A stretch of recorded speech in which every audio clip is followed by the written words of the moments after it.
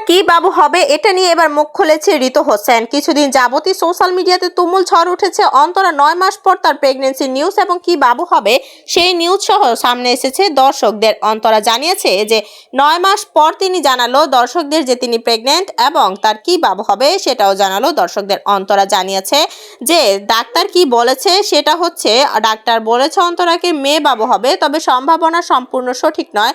আগামীকাল রিপোর্ট দিবে, আগামীকাল রিপোর্ট দেখে বলা যাবে এবং ক্লিয়ার হওয়া যাবে যে অন্তরার কি বাবু হবে। তবে ঋতু হোসেন জানিয়েছে আমার একটি মেয়ে বাবুরই দরকার, আমি তার সাথে সারাদিন খেলাধুলা করব, অন্তরার মেয়ে বাবু হলে আমি তাকে নিয়ে সারাদিন বসে থাকবো।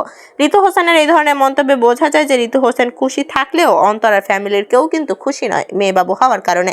অন্তরা একটা ভিডিওতে জানিয়েছে আমরা চেয়েছিলাম প্রথম বাবুটি ছেলে হোক এবং পরের সন্তানটি যেন আমাদের মেয়ে হয়, কিন্তু তারপর আল্লাহ তাআলার ইচ্ছে। অন্তরার এই কথার মানে বোঝা যায় যে অন্তরা যদি মেয়ে বাবু হয় তাহলে খুশি নয় অন্তরা। তবে রাকিব হোসেন হচ্ছে বাংলাদেশের সেরা কন্টেন্ট ক্রিয়েটার। রাকিব হোসেন কিন্তু বাবা হিসেবে অনেক খুশি। রাকিব হোসেন এবং অন্তরা দুজনে সবশেষে জানিয়েছে যে যেই বাবুই দেয় আল্লাহ যেন সুস্থভাবে দুনিয়াতে আসে।